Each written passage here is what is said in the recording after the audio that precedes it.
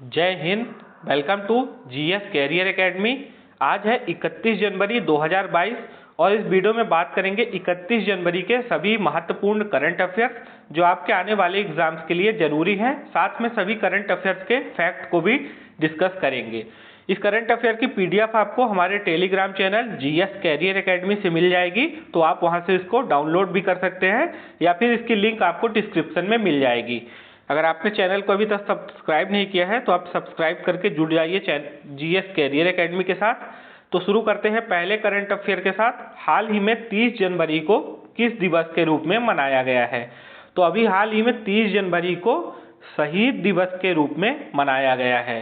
क्यों मनाया गया है 30 जनवरी को शहीद दिवस के रूप में? तो 30 जनवरी को हुई भारत के राष्ट्रपिता महात्मा गांधी की गोली मारकर हत्या कर दी गई थी। किसके द्वारा? नाथूराम गोडसे के द्वारा। तो 30 जनवरी को हर साल शहीद दिवस के रूप में मनाया जाता है। इसके अलावा 23 मार्च को भी शहीद दिवस के रूप में मनाया जाता है, क्योंकि इसी दिन महान स्वतंत्रता संग्राम सेनानी भगत सिंह, सुखदेव और राजगुरु को फांसी की सजा दी गई थी। हाल ही में साइबर हमले के प्रभाव के आकलन के लिए सेफ सिक्योरिटी और किसके बीच साझेदारी हुई है? तो अभी सेफ सिक्योरिटी और इन्फोसिस के बीच साझेदारी हुई है साइबर हमले के प्रभाव के आकलन के लिए। अब इन्फोसिस की बात कर लेते हैं। तो इन्फोसिस की स्थापना कब हुई थी?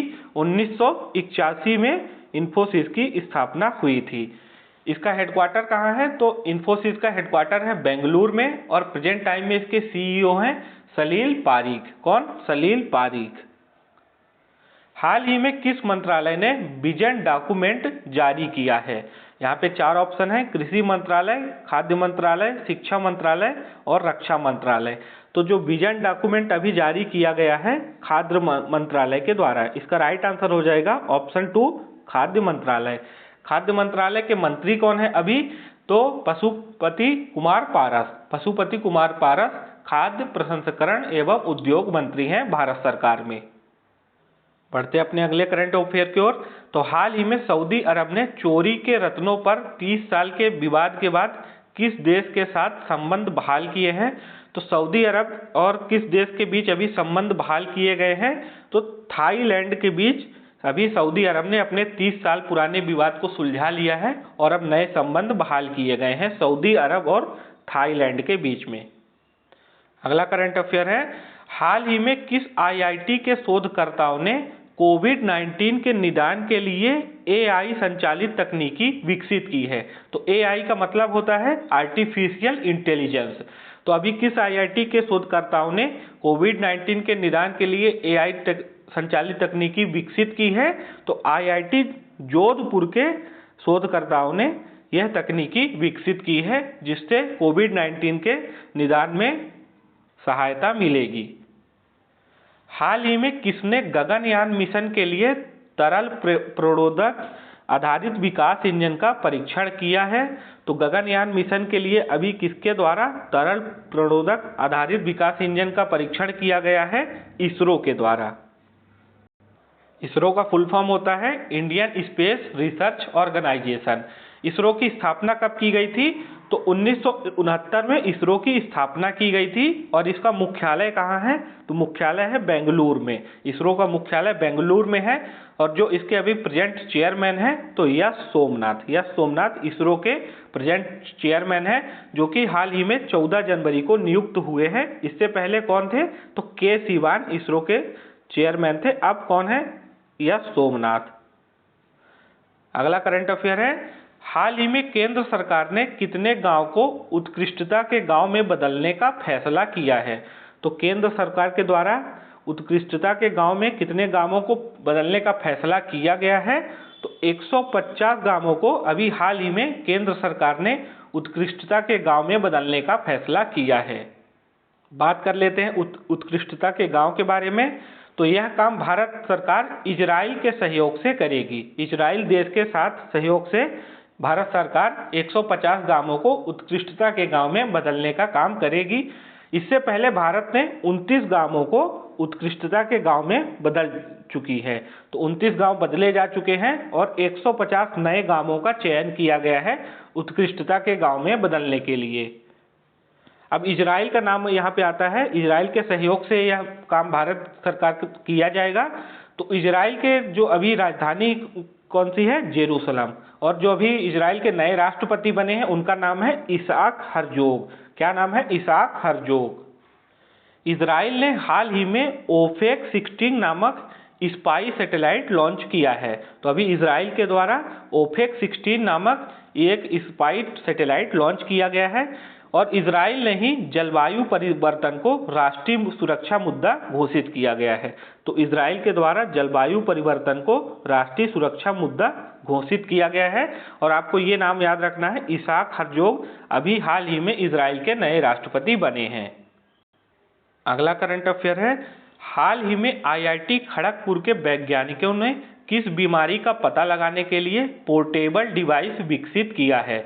तो आईआईटी खड़गपुर के द्वारा अभी कौन सा पोर्टेबल डिवाइस विकसित किया गया है कौन सी बीमारी का पता लगाने के लिए? तो ओरल कैंसर बीमारी का पता लगाने के लिए आईआईटी खड़गपुर के वैज्ञानिकों ने पोर्टेबल विकसित डिवाइस को विकसित किया है। तो पोर्टेबल डिवाइस का मतलब होता है जो डिवाइस आप एक जगह से दूसरी जगह तक आसानी से ले जा सकते हैं। तो इस पोर्टेबल डिवाइस की मदद से अब ओरल कैंसर का पता लगाया जा सकता है। यह किसके द्वारा विकसित किया गया है? तो आईआईटी खड़गपुर के द्वारा। अगला क्वेश्चन है, हाल ही में संयुक्त समुद्री अभ्यास पश्चिमी लहर यानी XPL 2022 का आयोजन किसने किया? तो नाम आपको याद रखना है, पश्चिमी लहर XPL। पश्चिमी लहर XPL 2022 का आयोजन किस सेना के द्वारा किया गया है? तो भारतीय थल सेना, भारतीय नौसेना और भारतीय वायुसेना, 3 सेनाएं हमारे देश की हैं। तो इनमें से किसके द्वारा इसका अभ्यास का आयोजन किया गया है? तो अभी भारतीय नौसेना के द्वारा पश्चिमी लहर XPL 2022 के अभ्यास का आयोजन किया गया है। राइट आंसर हो जाएगा इसका ऑप्शन सेकंड, भारतीय नौसेना। आपको ध्यान रखना है, भारतीय नौसेना के द्वारा अभी हाल ही में पश्चिमी लहर XPL 2022 के अभ्यास का आयोजन किया गया है। भारतीय नौसेना के जो अभी प्रेजेंट टाइम में चीफ है तो उनका नाम आपको याद रखना है आर हरि कुमार। आर हरि कुमार अभी भारतीय नौसेना के जो प्रेजेंट टाइम में चीफ है, नाम आपको याद रखना है आर हरि कुमार। हाल ही में भारत और किस देश की मुक्त व्यापार समझौते की पहले दौर की वार्ता संपन्न हुई है? तो भारत और किस देश के बीच अभी हाल ही में मुक्त व्यापार समझौते की पहली दौर की वार्ता संपन्न हुई है? United kingdom. तो भारत और यूनाइटेड किंगडम के बीच में अभी हाल ही में मुक्त व्यापार समझौते की पहले दौर की वार्ता संपन्न हुई है। यूनाइटेड किंगडम के जो अभी प्रधानमंत्री कौन है? तो अभी यूनाइटेड किंगडम के प्रधानमंत्री हैं बोरिस जॉनसन। बोरिस जॉनसन का आपको नाम याद रखना है, बोरिस जॉनसन अभी यूनाइटेड किंगडम के मौजूदा प्रधानमंत्री हैं। अगला क्वेश्चन है, हाल ही में 10 ट्रिलियन ड्रीम नामक पुस्तक किसने लिखी है? तो अभी 10 ट्रिलियन ड्रीम नामक पुस्तक सुभाष गर्ग के द्वारा लिखी गई है। नाम आपको याद रखना है, सुभाष गर्ग के द्वारा 10 ट्रिलियन ड्रीम नामक पुस्तक अभी हाल ही में लिखी गई है। हाल ही में किस देश के शोधकर्ताओं ने नए तरह का कोरोना वायरस नियोकोव, नाम क्या है नए तरह के कोरोना वायरस का? नियोकोव को खोजा है। बताया गया है कि नियोकोव ओमिक्रॉन से भी ज़्यादा खतरनाक है कोविड-19 का यह नया वायरस। तो इसको किस देश के शोधकर्ताओं ने खोजा है? चीन के शोधकर्ताओं ने यह नए वायरस को खोजा है, जो कि बताया गया है कि ओमिक्रॉन से भी ज़्यादा खतरनाक है। इससे पहले अभी ओमिक्रॉन के बाद IHU एक नया वेरिएंट फ्रांस ने खोजा था। अब एक नया वेरिएंट और खोजा है कोरोना वायरस का, नियोकोव, चीन के द्वारा। तो आज के इस वीडियो में हमने 31 जनवरी के सभी महत्वपूर्ण करंट अफेयर्स को डिस्कस किया, जो आपके आने वाली परीक्षाओं के लिए काफ़ी ज़्यादा उपयोगी साबित होंगे। तो अगर आपको ये वीडियो अच्छी लगी हो तो वीडियो को लाइक करना और चैनल को सब्सक्राइब करना भूलिएगा मत। जुड़िए हमारे साथ GS कैरियर एकेडमी के साथ, जहां आपको डेली करंट अफेयर्स सबसे पहले मिलेंगे। इसकी PDF आप हमारे Telegram channel GS career academy में डाउनलोड कर सकते हैं। मिलते हैं फिर नेक्स्ट एजुकेशनल वीडियो के साथ, तब तक के लिए जय हिंद, वंदे मातरम।